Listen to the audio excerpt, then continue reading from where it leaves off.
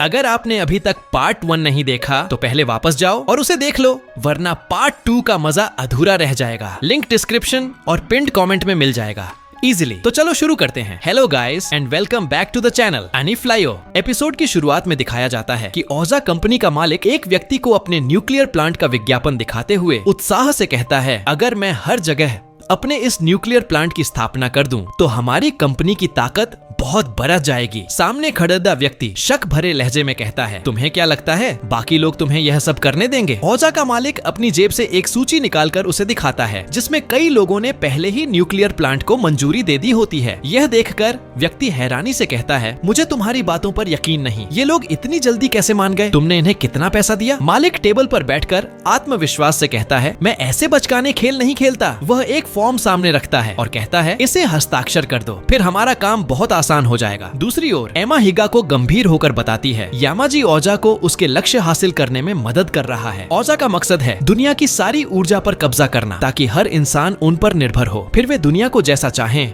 वैसा नियंत्रित करेंगे। मैं लंबे समय से साइबोर्ग के रूप में ओजा में काम कर रही थी। मैंने देखा कि हमारा निंजा संगठन अब निंजा संगठन नहीं रहा बल्कि ओजा की कठपुतली बन गया है। सीन बदलता है। माइक जेसन को निंजा संगठन की सारी बातें बताता है। जेसन का दिमाग ठप हो जाता है। वह परेशान होकर कहता है, मैंने जितना सोचा था यह स्थिति उससे कहीं ज्यादा खतरनाक है। तुम मुझे इस खतरे में घसीट लाए। माइक गुस्से से जवाब देता है, हमारे पास बकवास करने का समय नहीं। हम जिस जगह हैं वह बिल्कुल सुरक्षित नहीं। वे हमें कभी भी ढूंढ लेंगे और हमला कर सकते हैं। हमें ओजा के सच को दुनिया के सामने लाना होगा। जेसन गुस्से में कहता है, यह सब तुम्हारी वजह से हुआ। माइक चिल्लाता है, बकवास बंद करो और कुछ काम की बात करो। जेसन कहता है, मैं ओजा की सच्चाई दुनिया के सामने ला सकता हूँ, लेकिन मुझे एक ताकतवर कंप्यूटर चाहिए। माइक को एमा की कार याद आती है जिसमें उसने पूरा कंप्यूटर सेटअप बनाया था। अब दिखाया जाता है कि ओजा सिटी से बाहर जाने वाली गाड़ियों की लंबी कतार लगी है। सैनिक हर गाड़ी की सख्त जांच कर रहे हैं। लोग परेशान होकर कहते हैं, एक आतंकवादी की वजह से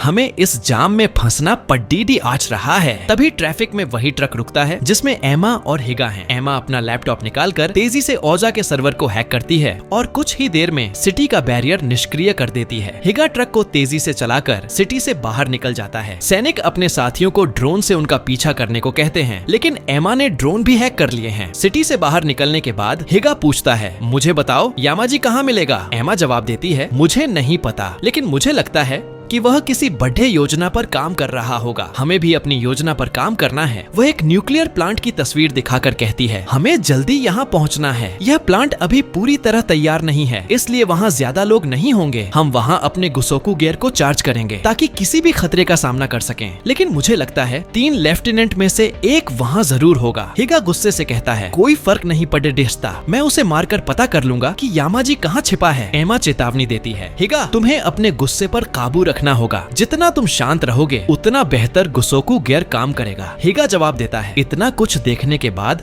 मैं शांत नहीं रह सकता। थोड़ी देर बाद वे ट्रक रोकते हैं। हिगा को पुरानी यादें सताती हैं जिससे वह गुस्से में होता है। एमा उसे देखकर कहती है, मारी यहाँ तुम्हारे साथ शांतिपूर्ण जीवन जीना चाहती थी, लेकिन संगठन ने तुम्हारी जिंदगी बर्बाद कर दी। मैंने वादा किया है कि चाहे कुछ हो मैं तुम्हें बचाऊंगी। सीन बदलता है। एक युद्ध क्षेत्र में सैनिक बंदूकों के साथ किसी को ढूंढ रहे होते हैं। धुएं के बीच से डेली अपने गुसोकू गियर में निकलती है। सैनिक उस पर गोली चलाते हैं लेकिन उसे कोई असर नहीं होता। वह एक एक करके सभी सैनिकों को मार देती है। हेलीकॉप्टर में बैठा ओजा का मालिक एक महिला को यह लड़ाई दिखाकर गर्व से कहता है, मैडम मेरे बनाए हथियार को देखिए, यह बहुत खतरनाक है, कोई इसके सामने नहीं टिक सकता। अभी इसमें 5 मिनट की बैटरी है, लेकिन न्यूक्लियर प्लांट बनने के बाद मैं इसमें और ताकतवर बैटरी डालूंगा, फिर कोई हमें नहीं रोक पाएगा। सीन बदलता है। उसी न्यूक्लियर प्लांट में डी अपने गियर सूट में बैठा है और उसे पूरी तरह चार्ज कर लेता है। दूसरी ओर एमा एक पोर्टेबल ऊर्जा टैंक चुराकर भाग रही होती है ताकि वह अपने गुसोकू गियर को कभी भी चार्ज कर सके। वह कॉल करके हिगा को बताती है। तभी डी अपने गुसोकू गियर में उसके सामने आ जाता है और हमला शुरू कर देता है। एमा उसके हमलों को चकमा देकर भागने लगती है। डी के सिनपीठ बहुत ताकतवर होते हैं और एमा को मारने वाले होते हैं। तभी हिगा अपने गुसोकू गियर में आकर सिनपीठ को रोक देता है। डी आत्मविश्वास से कहता है, तो तुम्हारे पास योद्धा प्रकार का कवच है, तुमसे लड़ने में मजा आएगा। वह हिगा को लड़ाई के लिए ललकारता है। मैं शुरू से एक ताकतवर योद्धा से लड़ना चाहता था, अगर तुम मुझे हरा दो तो मैं बताऊंगा बताऊंगा कि मास्टर यामाजी कहाँ छिपे हैं। एमा चेतावनी देती है, यह जाल लगता है, इसकी बातों में मत आओ। हिगा गुस्से से कहता है, मुझे कोई फर्क नहीं पड़ता, मैं इसे पीट कर सच्चाई उगलवाऊंगा। डी 2 सिन पीट को नियंत्रित करके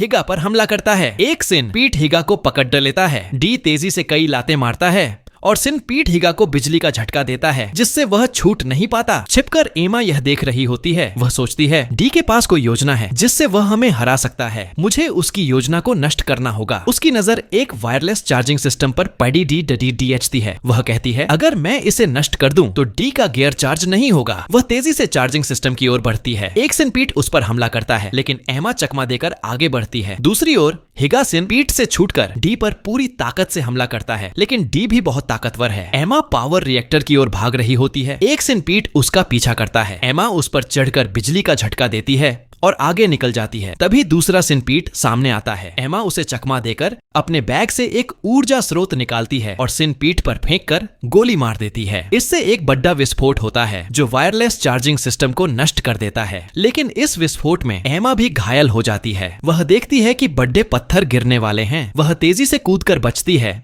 लेकिन वह जगह भी टूट जाती है और वह बेसमेंट में गिरने लगती है। हिगा अपनी पूरी गति से उसे पकड़ डीडीएच लेता है, लेकिन उसके गुसोकू गियर की बैटरी खत्म हो जाती है। एमा परेशान होकर चिल्लाती है। डी आगे आकर कहता है, तुम्हारे गियर की बैटरी खत्म हो गई और यहाँ तुम इसे चार्ज भी नहीं कर सकते। मैं अपने सैनिकों को बुलाकर तुम्हें मार सकता हूँ, लेकिन मैं असली योद्धा हूँ। मुझे एक के बाद एक लड़ाई पसंद है। अगली बार मिलेंगे, तब तक आराम करो और ठीक हो जाओ। यह कहकर वह चला जाता है। हिगा और एमा ट्रक में वहाँ से दूर जा रहे होते हैं। हिगा एमा की मरहम पट्टी करता है और पूछता है, तुम हर बार अपनी जान जोखिम में डालकर मुझे क्यों बचाती हो? इसकी जरूरत नहीं। एमा गंभीर होकर कहती है, मैंने वादा किया है कि मैं तुम्हें बचाऊंगी और तुम मुझे रोक नहीं सकते। तभी एमा को एक संदेश मिलता है कि कोई उसके सुपर कंप्यूटर को हैक करने की कोशिश कर रहा है। हिगा पूछता है, क्या यह संगठन का काम हो सकता है? एमा कहती है, हाँ, यह संगठन का हो सकता है, लेकिन एक और व्यक्ति भी ऐसा कर सकता है। दिखाया जाता है कि माइक ने अपने FBI कार्ड का इस्तेमाल कर जेसन के साथ एमा की कार को गैरेज से छुड़वा लिया है। जेसन उस कार के कंप्यूटर को हैक करने की कोशिश करता है, लेकिन नाकाम रहता है। वह परेशान होकर कहता है, एमा ने इतने खतरनाक कोड डाले हैं कि मैं इन्हें खोल नहीं पा रहा। तभी कार का संतुलन बिगड़ जाता है। जेसन गुस्से से माइक पर चिल्लाता है, कार ठीक से चलाओ। संतुलन बिगड़ जाने से कार का रेडियो अपने आप चालू हो जाता है। गाना सुनकर माइक को याद आता है कि जब वह पहली बार एमा से मिला था तो वह बहुत उत्साहित थी और हर केस जल्दी हल करना चाहती थी, अपनी जान जोखिम में डालकर। फ्लैशबैक में माइक और एमा एक बार में बैठे हैं। माइक डांटते हुए कहता है, तुम बहुत युवा हो, बार बार अपनी जान जोखिम में मत डालो। मैं तुम्हारा साथी हूँ, मुझे भी मदद करने दो। एमा नशे में स्टेज पर जाती है और वही गाना गाती है जो अभी रेडियो में बज रहा है। माइक और जेसन एक सुनसान जगह पर कार लाते हैं और कंप्यूटर हैक करने की कोशिश करते हैं। तभी उन्हें लगता है कि कोई तेजी से उनकी ओर आ रहा है। माइक डर कर कहता है, नीचे झुको और मेरे इशारे बिना हमला मत करो। जेसन उसकी बात नहीं मानता और एक व्यक्ति के पास आते ही पटाखे फेंक देता है। माइक परेशान होकर जेसन को बचाने बाहर निकलता है और उस व्यक्ति को पटकने की कोशिश करता है, लेकिन देखता है कि वह हिगा है और उसके पास एमा खड़ी है। माइक दोनों को होटल के कमरे में ले जाता है। एमा और हिगा उसे सब कुछ शुरू से बताते हैं। माइक के होश उड्डी हिच जाते हैं। वह एमा को देखकर चिल्लाता है, तो तुम सचमुच निंजा हो? तुम FBI में मेरी साथी बनकर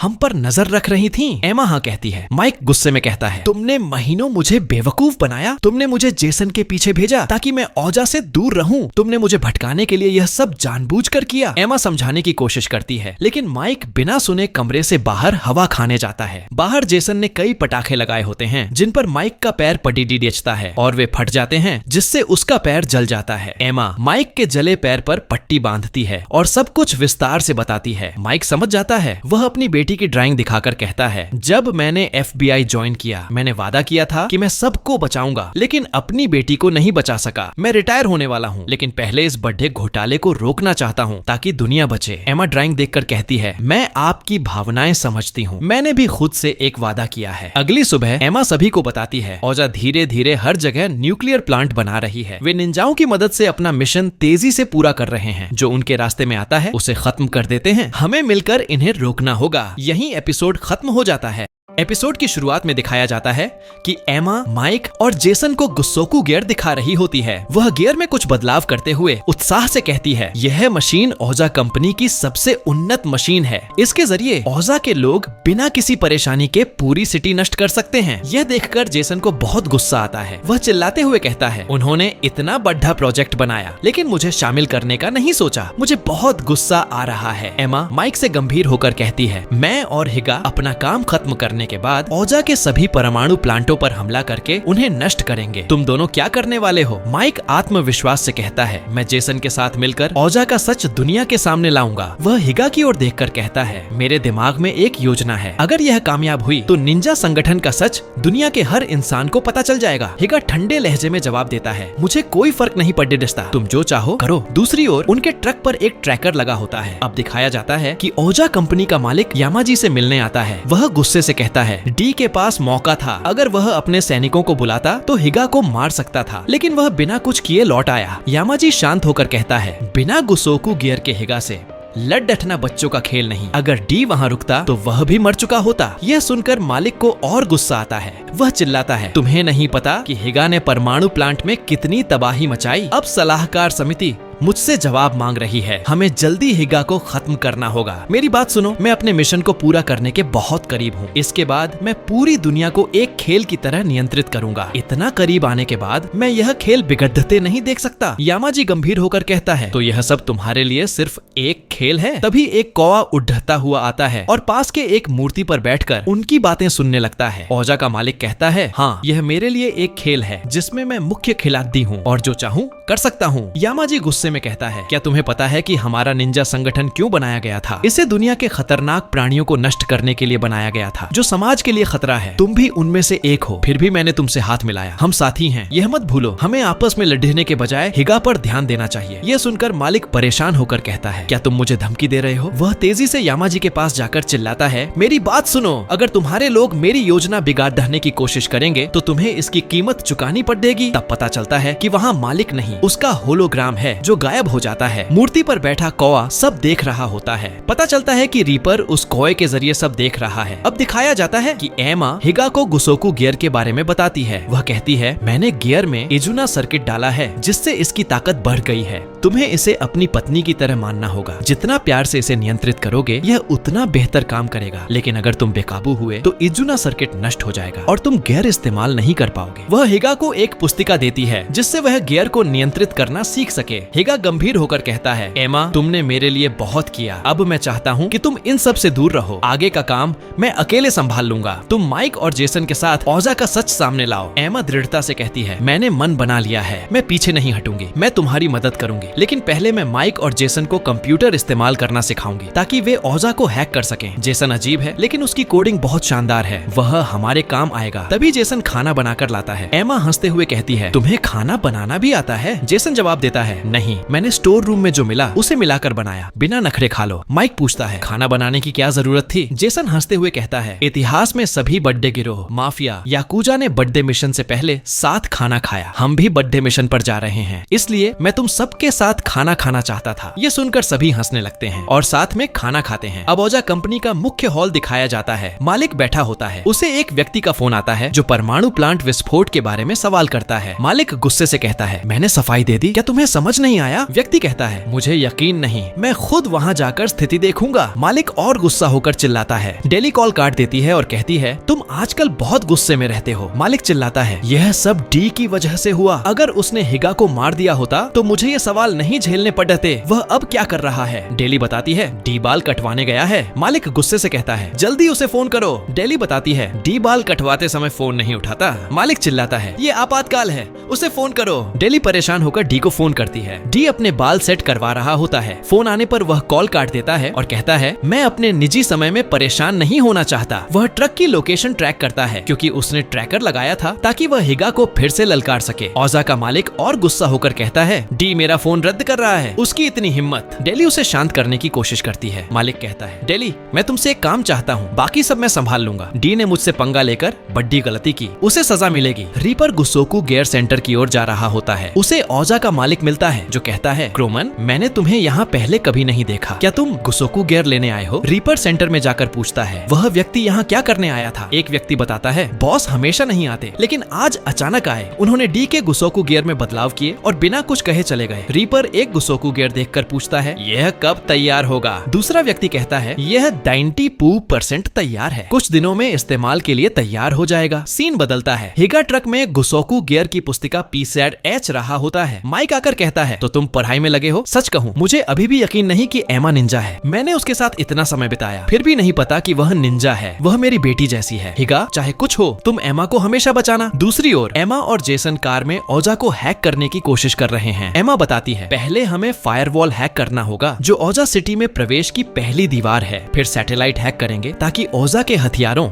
और गुप्त जानकारी का पता चले। डी के बाल कट चुके हैं। उसे फोन पर बताया जाता है कि उसका गुसोकू गियर पूरी तरह चार्ज है। वह खुश होकर कहता है, मैं इसी का इंतजार कर रहा था। अब हिगा को फिर से ललकारने का समय है। एमा फायरवॉल हैक कर लेती है। जेसन हैरान होकर हंसते हुए कहता है, इन सैटेलाइट्स को बनाने का काम पहले मुझे मिला था, लेकिन मुझसे छीन लिया गया। आज मैं इन्हें फिर से कब्जे में लेकर ओजा को सबक सिखाऊंगा। तभी डी वहाँ आता है और चिल्लाता है, हिगा गुसोकू गियर पहनकर बाहर आ, मैं तुम्हें ललकारता हूँ। जेसन और एमा परेशान हो जाते हैं। माइक दौड़ाकर एमा के पास आता है और पूछता है, क्या तुम्हारे पास कोई हथियार है जो मैं इस्तेमाल कर सकूं? एमा बताती है, ट्रक में कई मशीन गन हैं। माइक तेजी से ट्रक की ओर दौड़ धकता है। हिगा गुसोकू गियर पहनकर डी के सामने खड़ाता हो जाता है। डी उत्साह से कहता है, आखिरकार अब लड़ाई में मजा आएगा। दोनों पूरे जोश से एक दूसरे पर हमला करते हैं। तभी कई लोग वहाँ आकर एमा की कार और हिगा पर बंदूक तान देते हैं। डी गुस्से से कहता है, इसने मेरा प्लान फिर बिगाड़ दे एच दिया। ओजा का मालिक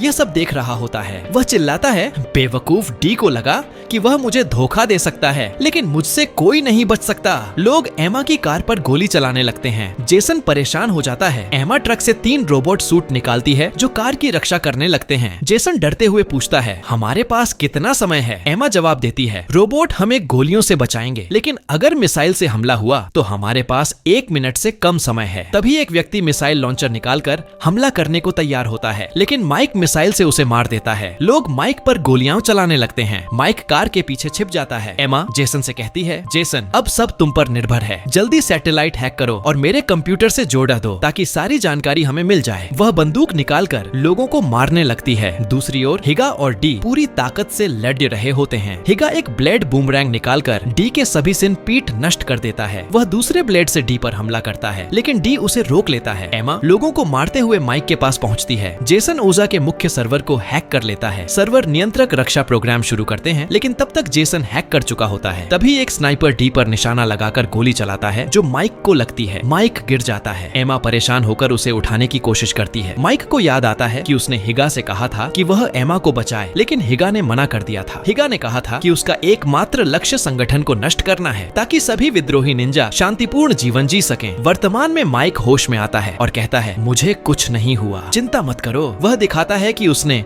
बुलेट प्रूफ जैकेट पहनी थी। एमा और माइक बाकी लोगों को मार देते हैं। दूसरी ओर हिगा बूमरैंग ब्लेड से डी को घायल कर देता है। डी अपना मास्क हटाकर कहता है, कई सालों बाद किसी से लड़ने में इतना मजा आया, अब मैं शांति से मर सकता हूँ। हिगा गुसोकू गियर उतार देता है। एमा दौड़कर डी के पास जाती है। डी पूछता है, एमा तुमने हमें धोखा क्यों दिया? एमा जवाब देती है, मैंने तुम्हें धोखा नहीं दिया, मैं शुरू से तुम्हारे खिलाफ थी। डी हंसते हुए कहता है, मुझे यही जवाब चाहिए था। हिगा मुझे मार दो। हिगा तलवार उठाकर आगे बढ़ता है। तभी डी के गुसोकू गियर में आत्म विनाश मोड सक्रिय हो जाता है। डी गुस्से से चिल्लाता है, ओजा के मालिक ने मेरे गियर में छेड़छाड़ की और इसमें शक्तिशाली बम डाला। वसन पीठ से हिगा के चारों ओर बैरियर बनाता है। माइक तेजी से एमा को बचाने दौड़ता है। एमा अपने रोबोट्स को आदेश देती है जो माइक को दूर ले जाते हैं। जेसन कार में सुरक्षित रहता है। डी का गुसोकू गियर फट जाता है। ओजा का मालिक गुस्से में चिल्लाता है, डी ने मेरा प्लान फिर बिगाड़ दिया। मैं चाहता था कि एक विस्फोट में 5 मर जाएं, लेकिन सिर्फ 1 मरा। थोड़ी देर बाद हिगा सिन पीठ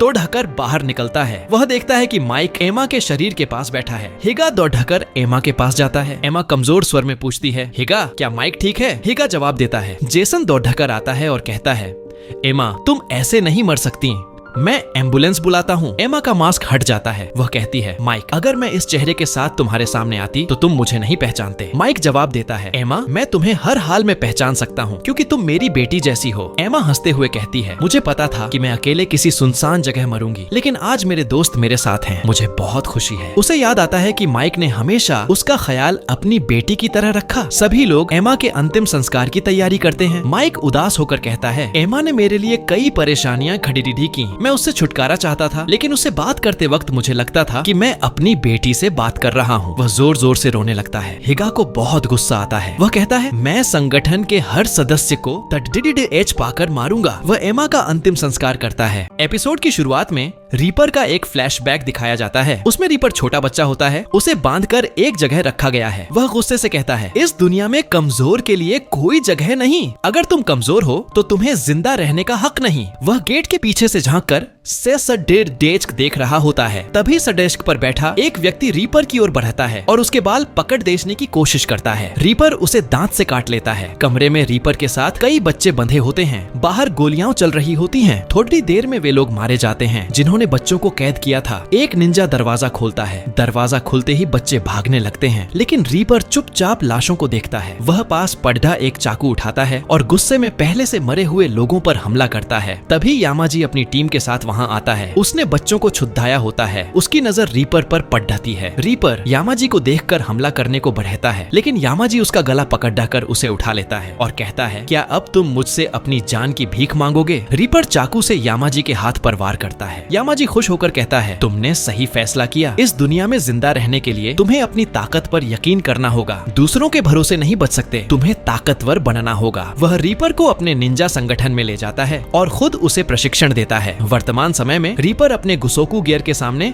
खड़ा होता है, ये पुरानी बातें याद करते हुए। दूसरी ओर हिगा एक सुनसान जगह पर एनर्जी ड्रिंक पी रहा होता है। माइक आकर मजाक में कहता है, सुबह सुबह तुमने ये पीना शुरू कर दिया। हिगा उसे ड्रिंक ऑफर करता है। माइक पीकर कहता है, मुझे इसका स्वाद बिल्कुल पसंद नहीं। हिगा मुस्कुराता है। माइक हैरान होकर कहता है, क्या तुम हंस रहे थे? मुझे अपना चेहरा दिखाओ, मैंने तुम्हें पहले कभी मुस्कुराते नहीं देखा। वह हिगा का मजाक उड़ाने लगता है। हिगा माइक के गंदे हाथ देखकर पूछता है। माइक बताता है, मैंने एमा के लिए एक कब्र बनाई, इसलिए हाथ गंदे हुए। मैं चाहता हूँ कि हम एमा के गांव के पास उसकी कब्र बनाएं, ताकि वह अकेला महसूस न करे। हिगा गंभीर होकर कहता है, निंजाओं का कोई गांव या रिश्तेदार नहीं होता, कोई हमारे लिए कब्र नहीं बनाता। मिशन में मरने पर साथी लाश छोड़ कर चले जाते हैं, लेकिन तुमने एमा के लिए कब्र बनाई, उसकी आत्मा को शांति मिलेगी, वह बहुत खुश होगी। माइक उदास होकर कहता है, मैं एमा को खुश देखना चाहता था, लेकिन वह अब इस दुनिया में नहीं। हिगा गुस्से से कहता है, मैं यामाजी के पीछे जाऊंगा और उसके सारे गलत कामों की सजा दूंगा। माइक जवाब देता है, तुम अपना काम करो, मैं औजा का सच सामने लाऊंगा। एमा और जेसन ने जो डेटा इकट्ठा किया उससे हम औजा को बर्बाद कर सकते हैं। हमें डेटा डिकोड करके इंटरनेट पर लीक करना है, फिर कोई औजा को नहीं बचा पाएगा। तभी जेसन चिल्लाकर उन्हें बुलाता है। वे जेसन के पास जाते हैं। जेसन परेशान होकर बताता है, औजा से इकट्ठा किया डेटा लॉक हो गया है। माइक चिंतित होकर पूछता, क्या ये औजा का काम है? जेसन कहता है, नहीं, ये एमा का काम है। उसने गुप्त डेटा बचाने के लिए लॉक लगाया। जब मैंने डेटा उसके कंप्यूटर में डाला तब भी लॉक लग गया। वह चिल्लाता है, इतने करीब आने के बाद हम फंस गए, मुझे समझ नहीं आ रहा कि इसे कैसे खोलूं। माइक हौसला बढ़ाते हुए कहता है, जेसन, मुझे तुम पर यकीन है, तुम ये कर सकते हो। जल्दी लॉक खोलो और डेटा मीडिया में लीक कर दो। जेसन टीवी ऑन करता है। न्यूज में हिगा, माइक, एमा और जेसन की तस्वीरें दिखाकर उन्हें आतंकवादी बताया जाता है जिन्होंने ओजा का परमाणु प्लांट नष्ट किया। माइक परेशान हो जाता है। दूसरी ओर ओजा का मालिक रक्षा मंत्रालय के व्यक्ति से बात करता है। वह आत्मविश्वास से कहता है, मैंने परमाणु विस्फोट का मामला सुलझा लिया, जल्द ही वे चारों आतंकवादी पकड़ ले जाएंगे, तब कोई हमारे प्लान को नहीं रोक पाएगा। वह पिछले कॉल के गुस्से के लिए माफी मांगने की कोशिश करता है, लेकिन व्यक्ति कहता है, मुझे चिकनी बातें मत करो, मैं तुम्हारे प्रस्ताव पर सोचूंगा। जब तक वे चारों पकड़े नहीं जाते मैं तुमसे नहीं मिल सकता। वह कॉल काट देता है। मालिक गुस्से में चिल्लाता है, यह खुद को समझता क्या है, बस इसके हस्ताक्षर मिल जाए फिर मैं इसे इसकी औकात दिखाऊंगा। डेली आकर बताती है, किसी ने हमारे मुख्य सर्वर को हैक करके गुप्त डेटा चुरा लिया। मालिक और गुस्सा हो जाता है। यामाजी एक जगह बैठा होता है। एक व्यक्ति आकर कहता है, मास्टर, स्थिति खराब हो रही है, मैंने रिएक्टर और गुसोकू गियर उत्पादन का सारा डेटा अपने नियंत्रण में ले लिया है। ट्रक में हिगा, जेसन और माइक परेशान हैं। जेसन कहता है, औजा ने हमें दुनिया के सामने आतंकवादी बना दिया, अब क्या करें? क्या हम मीडिया के पास जाकर सच्चाई बताएं? माइक जवाब देता है, नहीं, अभी कोई हम पर यकीन नहीं करेगा। ओजा के बड़े लोगों से रिश्ते हैं, वह मीडिया को भी खरीद सकता है। वह खड्डा होकर कहता है, मेरे पास एक विचार है, मैं उस पर काम करूंगा। तुम डेटा डिकोड करो। वह ट्रक का दरवाजा खोलता है। तभी एक कोआ तेजी से अंदर आकर हिगा के सामने बैठ जाता है। उसके मुंह में साके कप का टुकड़ा होता है। जेसन हैरान होकर पूछता, यह क्या हो रहा है? हिगा गंभीर होकर कहता, यह एक चुनौती है, लड़ाई की चुनौती। दूसरी ओर रीपर पुरानी बातें याद करता है। यामाजी ने उसे सिखाया था कि इस दुनिया में सिर्फ ताकतवर बचते हैं, कमजोर हमेशा मरते हैं। रीपर को ताकतवर बनना था। एक टेस्ट में वह अपने साथी को बेरहमी से मारता है। साथी समर्पण करता है, लेकिन रीपर उसे मारता रहता है। हिगा बीच में आकर रोकता है। रीपर हिगा पर हमला करके उसे दूर धकेलता है और कहता है, कमजोर को जिंदा रहने का हक नहीं, वे सबसे पहले मरते हैं। हिगा जवाब देता है, वह कमजोर नहीं, हमारा साथी है, हमें एक दूसरे के साथ काम करना चाहिए। रीपर कहता है, कमजोर के साथ काम करोगे तो तुम भी कमजोर रह जाओगे, वे तुम्हें पीछे खींचेंगे। हिगा कहता है, कोई अकेले डच कर नहीं बच सकता, हम एक टीम हैं, साथ लड़ेंगे तो कोई हमें नहीं हरा पाएगा। रीपर और हिगा की सोच अलग होती है। दोनों एक दूसरे की बात मानने को तैयार नहीं होते। मारी बीच में आकर कहती है, तुम दोनों एक दूसरे की बात नहीं मान रहे तो निंजा नियम से फैसला करो, आपस में लड़ो, जो जीतेगा उसकी बात मानी जाएगी। हिगा और रीपर लड़ाने को तैयार हो जाते हैं, लेकिन लड़ाई बराबर रहती है। हिगा रीपर की तारीफ करके हाथ मिलाने की कोशिश करता है, लेकिन रीपर उसे अनदेखा करके चला जाता है। रात में रीपर कठिन प्रशिक्षण करता है। उसे हिगा पर गुस्सा आता है। वह एक कौए को खाना खिलाता है। मारी आकर कहती है, तुम्हें इंसान पसंद नहीं, लेकिन ये कौए तुम्हें बहुत पसंद हैं। रीपर पूछता है, हिगा कैसा इंसान है? वह दूसरों की इतनी फिक्र क्यों करता है? मारी कहती है, हिगा को जानना चाहते हो तो हमें शामिल हो जाओ। रीपर उसकी बात अनदेखा कर देता है। कई महीने बाद हिगा, मारी और रीपर मेहनत करके अंतिम टेस्ट में एक टीम के लिए चुने जाते हैं। क्लान लीडर उन्हें आसान मिशन पर भेजता है। मिशन में वे कई लोगों को मार देते हैं और मिशन पूरा करने के करीब होते हैं। तभी कई हथियारबंद लोग आ जाते हैं। हिगा और मारी परेशान हो जाते हैं, लेकिन रीपर हथियार निकालकर उन पर हमला करता है और कईयों को मार देता है। अंत में वह गिर जाता है और मरने को तैयार हो जाता है। तभी हिगा की आवाज सुनाई देती है। रीपर देखता है कि हिगा और मारी उसकी मदद के लिए लड़ी डीएच रहे हैं। रीपर भी लड़ाई में शामिल होता है। इसके बाद तीनों अच्छे दोस्त बन जाते हैं। मिशन पूरा करने के बाद रीपर चिल्लाकर कहता है, तुम दोनों मेरी मदद क्यों करने आए? तुम्हें मिशन पूरा करने की सोचनी थी। मारी जवाब देती है, हम अपने साथी को मरने नहीं छोड़ सकते। हिगा कहता है, तुम बहुत ताकतवर हो, मैं अपने ताकतवर साथी को मरने नहीं दे सकता। अगर हम तीनों साथ काम करें तो कोई हमें नहीं हरा पाएगा। रीपर को यह अच्छा लगता है। एक कौआ उसके कंधे पर बैठ जाता है। रीपर बताता है, जब मैं छोटा था मेरे माता पिता मुझे पहाड़ी पर छोड़कर चले गए। मैं भूख से मरने वाला था। इन कौओं ने मुझे खाना खिलाया, इसलिए मैं बचा। मुझे सिर्फ इन पर यकीन था, लेकिन अब मैं तुम दोनों पर भी यकीन करूंगा। तीनों दोस्त बनकर कई मिशन साथ करते हैं। उनकी दोस्ती गहरी होती जाती है, लेकिन एक दिन संगठन टूट जाता है। यामाजी नया लीडर बनता है। हिगा और मारी क्लान छोड़ देते हैं। जब वे जा रहे होते हैं, रीपर उनका रास्ता रोक कर कहता है, तुम ऐसा नहीं कर सकते। तुमने वादा किया था कि मुझे अकेला नहीं छोड़ दोगे। दोनों माफी मांगते हैं। रीपर तलवार निकाल कर कहता है, जाने से पहले मेरा सिर काटो, वरना मैं तुम्हें मार दूंगा। हिगा और मारी बिना कुछ बोले चले जाते हैं। रीपर फिर अकेला हो जाता है। उसके पास सिर्फ कौए रहते हैं। वर्तमान समय में रीपर इन बातों को याद करता है। दूसरी ओर हिगा रीपर से लड़ डसने आता है। जेसन डरा हुआ होता है। हिगा कहता है, तुम्हें डरने की जरूरत नहीं, बाहर मेरा इंतजार करो, मैं रीपर से लड़डी डरेच कर लौटता हूँ। वह गुसोकू गियर पहनकर रीपर से लड़ने जाता है। रीपर भी गुसोकू गियर में वहाँ होता है। दोनों पूरी ताकत से एक दूसरे पर हमला करते हैं।